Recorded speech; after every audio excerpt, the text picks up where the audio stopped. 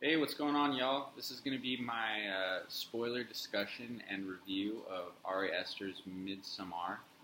Um, this is definitely one of my favorite films to see in theaters in recent memory. This is going to be from the point of view of someone that saw the script a few months ago when it leaked online. I read it all in one night. It was so compelling, and yeah, this is going to be not so much scripted and categorized. So it's going to be kind of a rough discussion, and I hope you don't mind maybe a few ums and uhs because I don't really have anything to go off of. This is also my first YouTube video, so just really wanted to jump in and start discussing this film. A lot of scenes that were cut, a lot of dialogue shortened. Ari Aster did a great job with this one. I consider Hereditary an absolute masterpiece. I don't think this one quite lived up to that, but I think that this is a great film, and if you're a horror fan and a fan of analyzing horror films such as The Shining, The Witch, Babadook, things like that, 1408, Alien 1979, probably to a lesser extent, but man, I just love a good horror movie that is able to unsettle you and scare you in the best possible way, and that's what this film did for me. Let's talk a little bit about the acting. The two lead roles were absolutely amazing. I've never seen either of them actually in roles. Matter of fact, I don't think I recognized any of the actors except for the guy that played Mark. I believe he was in that Black Mirror film a few months ago, the one where you pick your own scenarios and you kind of it's kind of a choose your own destination story. Bandersnatch, I think it was called. But yeah, this film terrified me. You know, the stuff that it shows you, it's just like Hereditary. You know, if you didn't like Hereditary and you walked into it thinking, oh, I hope to be startled, I hope to be, shooken up. It will shake you up, but not in the way that a traditional horror movie will shake you up. It'll show you things with no audio crescendos or no. Very little audio sometimes. Sometimes it'll just be the characters breathing or nothing. Sometimes it'll just be silent. And a lot of the horror takes place in daytime. So it really adds to the surrealness of it. And it's really, really frightening, and there's a little bit of morality to it. Let's jump into some of the differences between the script and the film. So the two major things I saw, besides shortened dialogue, were a couple of scenes that were missing. One, Connie, I believe the character's name is, when her boyfriend goes missing, goes to the airport without her, or the train station, or whatever it is, her scream, I believe, can be heard in the film. In the script, what proceeds is they find her, ask why she's screaming, and she's saying she swears she saw some of the villagers wheelbarrowing her boyfriend's body off into a part of the woods.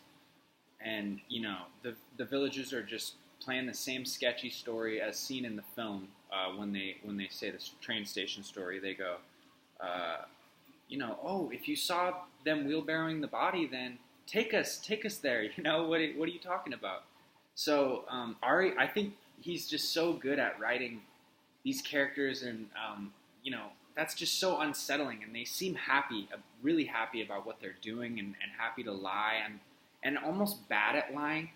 The way that he does, he talks about the train station and how he's got every perfect excuse, but he's not quite good at lying. He's ready with the excuses and the details, and he doesn't stutter or anything like that. But he's not very good at it. He's not very convincing, and you don't really know these people and how they act typically. So you can't really tell if he's just lying or anything like that. There's a lot of confusion to the film until pretty much the last 20 minutes. So I could have used that. I see why they cut that out because it's just more sketchiness between the villagers. But the thing that kind of bummed me out was my favorite scene from the film was taken out, which was going to be like an old-time projector film,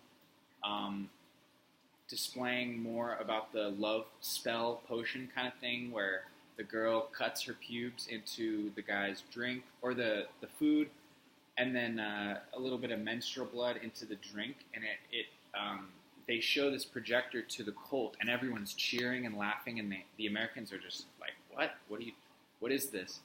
And I think what they did for that was, I think that they were just thinking, oh, that's a little too on the nose. What if we just have a quilt?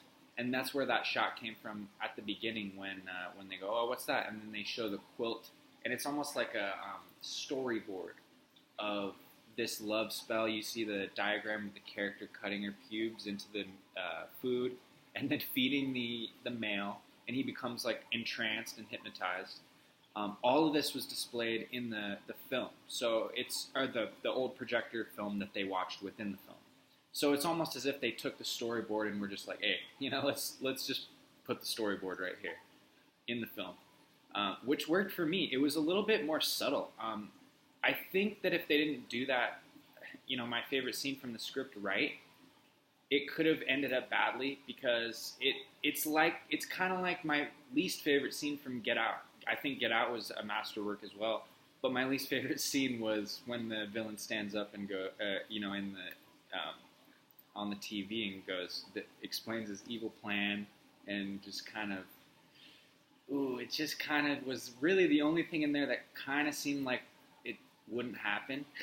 Like if this crazy scenario was actually happening, and this brain surgery and everything was actually taking place, that character, I feel like, just wouldn't do that. I feel like he's just a little bit smarter than that, but it's just for the audience, So I think it was a little bit too expository. However, I would have liked to see that old-timey projector film. That was something that really interested me, and I love horror movies with a good lore. I'm about to bring up Jordan Peele again. Us did that too. They had a film or a scene in there where the main character kind of explains her evil plan and explains everything before they have the final fight. And I forgave that one a little more, because for one, it wasn't as much of a masterpiece, so it wasn't as hard. The whole movie wasn't quite as good, whereas Get Out, it was just like, oh, everything is perfect, and then you have this one thing that's maybe not perfect. This one was, I just didn't like quite as much, but the same kind of thing, it just takes you out just a tiny bit, and it's more of a tell, don't show than I think you might want. So I can totally see why you took that out. Overall, this movie unsettled me. I think that you should definitely watch this movie if you like cinema that stays with you. It's one of the goriest films I've seen in a while. Hereditary, what I think worked about Hereditary was so well was that the violence was so graphic and so few and far between. When you have a movie that's mainly a character study, and it's just, the main meat of the movie is just looking at these characters and studying their dialogue and what they say to each other, and it's just what's happening to these characters. And then you see that little girl's head come off, and that's when it just is so real all of a sudden. There's no violence, and then there's all the violence. And that's exactly what this movie does to you. I think that I would recommend it to anyone that was a fan of Hereditary, anyone that was a fan of The Witch, slow burn thinker horror films like that. And if you enjoyed this film, I would highly recommend you read the script. Some of the dialogue I enjoyed that was cut was a little more dialogue, I think, between, as I remember at least, it has been a few months, but Pele and Danny, those characters have, I believe, a little bit more dialogue. It's a little bit more focused on the scenes with Pele holding her hand in the bedroom. Then there's the scene where he gives her the portrait for her birthday that he drew, and I think that was a little more drawn out and a little bit more, kind of her hiding it from Christian, things like that. I would highly recommend reading the script to anyone that's a fan of horror movies. It's going to be a little bit harder to do it once you've seen the film because it is a long script, but when I read it, I had just seen the trailer, so I really wanted to know what happened with this cult or whatever, and reading through that script was the only way. There wasn't a Wikipedia, which I wouldn't have done before seeing the movie anyway, but reading a script is a little bit different than reading like a Wikipedia summary because you can actually kind of get involved and, you know, take a cup of coffee or a glass of wine or some beer or whatever and just take a night and really, it's like a kind of like a novel, but you can read it in one night. You know what I mean? That's what I love about film scripts, and you know, sometimes I feel like it's kind of a blessing when they leak them online because for me at least, it made me 1,000 times. It had the opposite effect as I'm sure the director thought. You know, I'm sure any writer when their script gets out, they think, oh, this. I'm sure that they all consider not doing it. I know Tarantino's Hateful Eight got out. I know there's been a ton of movie scripts that have gotten out and then they've had second thoughts about the whole production and maybe even canceled altogether or whatever. But in this case at least, it absolutely had the opposite effect. I was 1,000 times more enthralled to go see this film and see these characters come to life because there was a lot of detail in the script, you know, just from, you know, Danny looks down, you know, embarrassed by Mark, not in the scene when Mark's like giving her shit for not wanting to do mushrooms right when she gets there. So just little things like that, you know, just things that really show, oh, this character is feeling uneasy, unacclimated. Just a great film and a great script, and I got to tell you guys, I'm going to be first in line to see whatever Ari Aster makes. I just watched a few of his shorts. I had seen Hereditary, but I've been binging interviews with him, and I had just watched a couple shorts.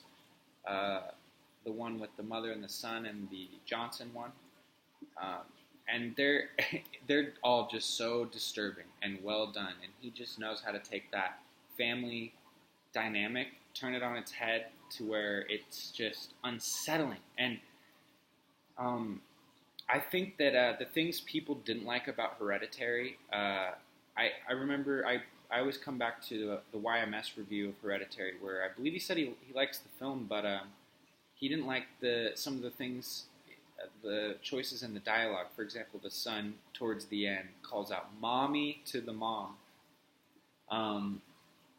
I thought that was a perfect choice in the film because it unsettles you. You know, I think the director knows that a 18-year-old or 17-year-old whatever boy is probably not going to call his mom "mommy" even after that traumatic of an event. Maybe he is, but I think it just is designed to unsettle you, and I think that the reason also for why he said "mommy" right there was because Charlie was inhabiting the body. Remember, so I always come back to that kind of. I watch all those videos, and so when people make little nitpicks like that, I just think, oh, you know, his films have so much care into them, and so every little thing is displayed.